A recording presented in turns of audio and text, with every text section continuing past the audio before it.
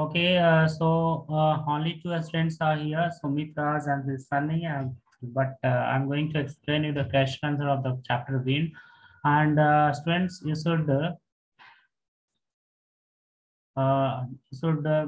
do your fair on time, so that after opening the school, you need not to worry and even not to worry in the examination. है ना? For examination purpose, it is very important that you goes on writing the answers. So the question one is, what are the things the wind does in the first stanza?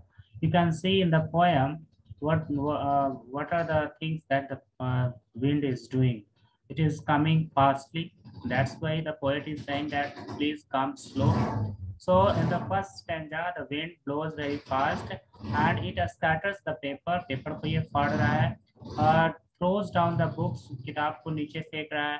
Tears the pages and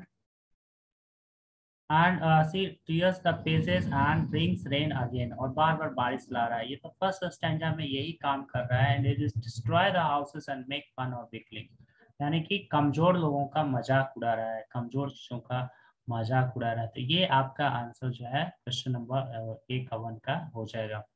question number 2 में कहा जा रहा था, have you seen anybody we know grains at home or in the paddy field? क्या कभी आप लोगों ने धान के खेत में, पैडी मीन्स धान, ओके, सो कभी आप लोगों ने धान के खेत में कभी विनो करते हुए देखा है किसी को? ओसौनी करते हुए, जिसको ओसौनी बोलते हैं. ये देखिए, ये लेडी जो है ये लेडी जो है विनोइंग कर रही है. तो क्या आप लोगों ने कभी ऐसा देखा है?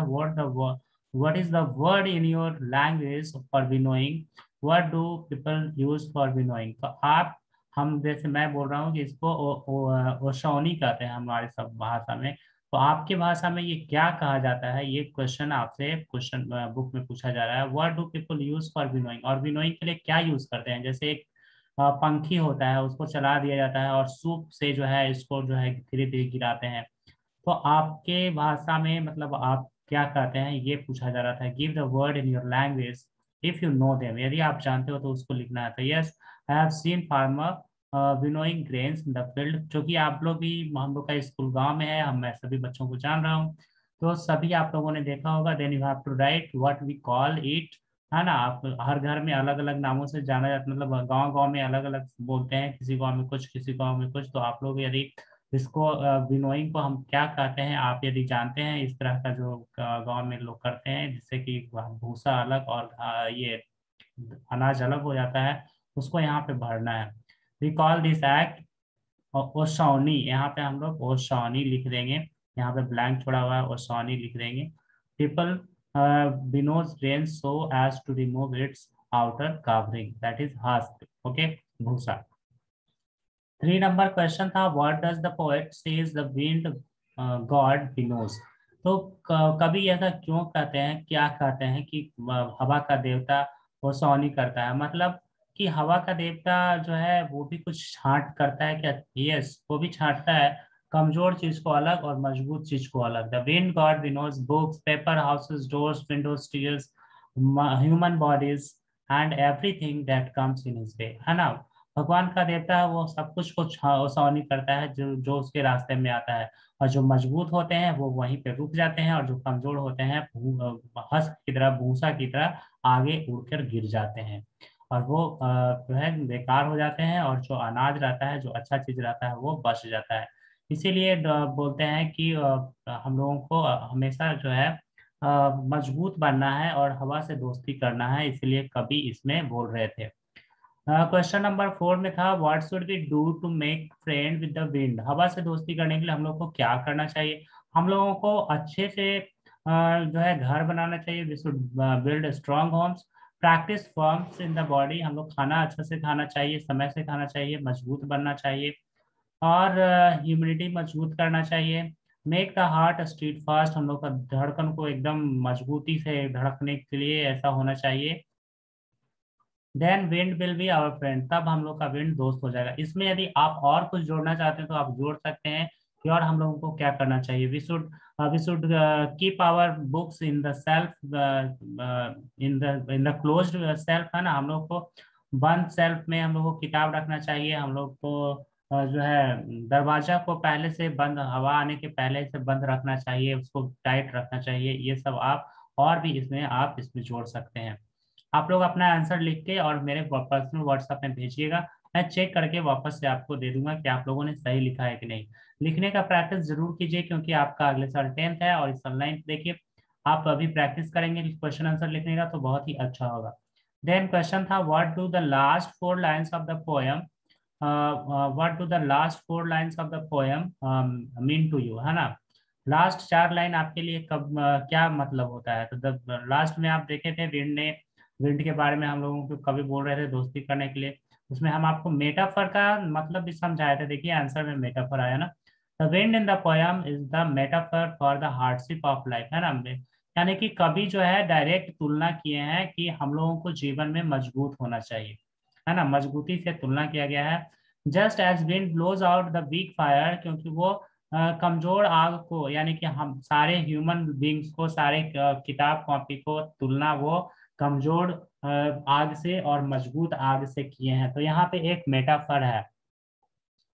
तो ये बोले हैं कि कमजोर आग जो है उसको बुझा, मतलब उसको बुझा देता है विंड, और स्ट्रॉन्ग आग को जो है वो और भी मजबूत बना देता है। In the same in the In the same manner, hardship of life make a strong people more strong and weak people and break the weak people, है ना। कमजोर लोगों को ये तोड़ देता है, मजबूत लोगों को और भी मजबूत बना देता है। तो यहाँ पे मेटाफर था, मेटाफर आप लोगों को मैंने समझाया था। मैं इस पे आप लोगों का एक क्विज कंपटीशन भी करवाऊंगा, मेटाफर, पर्सनिफिकेशन, सिमिली, ये सब, और अलिट्रेशन, रिपीटेशन, इस सब पे भी मैं क्वेश्चन सेट कर रहा हूँ, आप लोगों को दूंगा खेलने के लिए। देन क्वेश्चन नंबर 6 है, how does the poet speak to wind in anger और विथ ह्यूमर। तो हवा को ये जो पोएट हैं वो किस तरह से, गुस्सा में बात करते हैं या खुश होकर बात करते हैं, मतलब हंस कर बात करते हैं हवा से, हवा से कैसे बात करते हैं। You must also have seen और heard of the wind crumbling lives। तो आपने भी देखा होगा कि जीवन को तबाही करते हुए हवा कैसे करता है तबाह। What is your response to this question. तो आप क्या समझते हैं इस क्वेश्चन से, आप इसका क्वेश्चन का जवाब क्या देंगे। Is it like the poets, ये क्या कवि के जैसा ही आपका भी जवाब होगा। तो हवा तो प्रकृति है, तो इससे हम लोग को गुस्सा से बात नहीं कर सकते हैं। It breaks the houses and tears, तो ये हम लोग का घर वगैरह तोड़ देता है, पेड़ तोड़ देता है। थ्रेटन्स द वीक पीपल, कमजोर लोगों को तोड़ देता है। It proves dangerous for life and property, जीवन मतलब बहुत ही घटा करवाता है। Like poet I do not speak to the wind in danger, है ना, ये डेंजर नहीं, यहाँ पे एंगर होगा। तो कवि की तरह ये भी बोलते हैं, मतलब हम लोगों को भी बोलना है कि हम लोग इसको ह्यूमर में, यहाँ पर ये लाइन छोड़ दिया है, आप यहाँ पे जोड़ दीजिएगा। Poet speak to the wind in not in anger but with humour, है ना। यहाँ पे लिखिएगा the poet speak to the wind with humour, है ना। और इसी तरह से हम लोग को बात भी करना चाहिए, क्योंकि हवा जो है प्राकृतिक चीज है, वो सबसे बड़ा मतलब मजबूत है। प्रकृति से कोई भी मजबूत नहीं हुआ। Even the God is nature, है ना, भगवान नेचर ही है। नेचर के अलावा और भगवान जो हम लोग पत्थरों में पूजते हैं, मंदिरों में पूजते हैं, वो नहीं है। We should make our self strong, और हम लोगों को भी स्ट्रांग बनना चाहिए। तो यही हम लोग का रिस्पॉन्स है इसके प्रति। सो स्टूडेंट, ये क्वेश्चन आंसर मैंने एक्सप्लेन कर दिया और मैंने आपको भेज दिया। You should write in your own word as much as possible, और आप हमको भेज दीजिए अपना क्वेश्चन आंसर लिखकर, मैं आप लोगों का क्वेश्चन आंसर चेक करके वापस से दे दूंगा।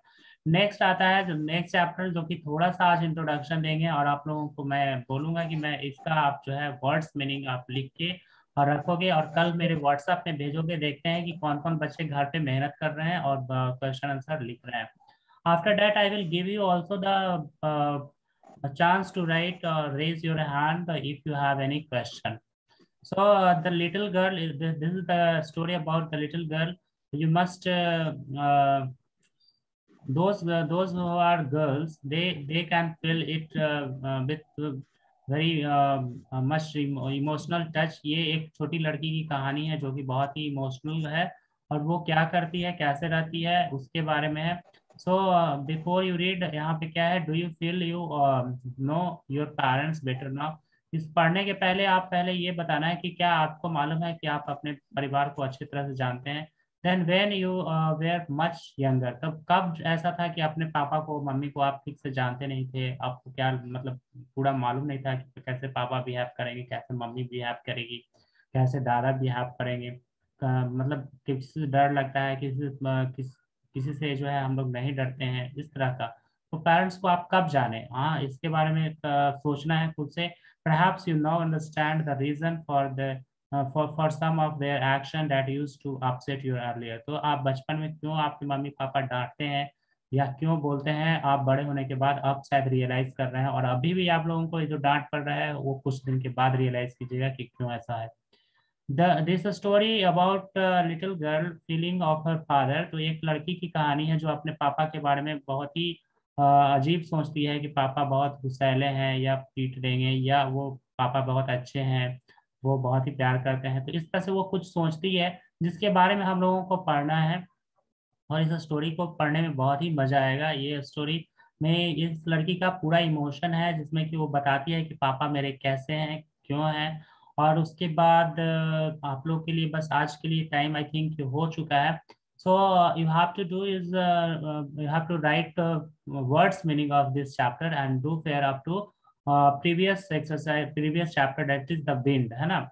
विंड तक आप लोग कर लीजिएगा। और अभी आप किसी का भी कुछ क्वेश्चन है तो आप लोग पूछ सकते हैं। मैं देख सकता हूँ अभी भी 5-6 बच्चे हैं जुड़े हुए। यदि आप लोगों को कोई क्वेश्चन है तो आप पूछिए। और इवन कि आपको यदि साउंड नहीं जा रहा है या आपका आवाज मेरे तक नहीं पहुंच रहा है, तो मैं आपको बोर्ड दे रहा हूँ, बोर्ड पे आप क्वेश्चन लिख सकते हो। ये व्हाइट बोर्ड है जिससे कि यहाँ से आप आराम से इस पे कुछ लिख सकते हो। Okay, you can see it, you can write.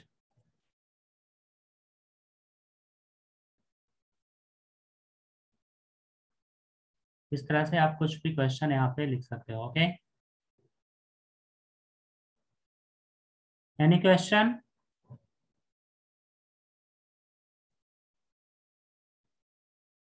Yes, Riya, Deepak and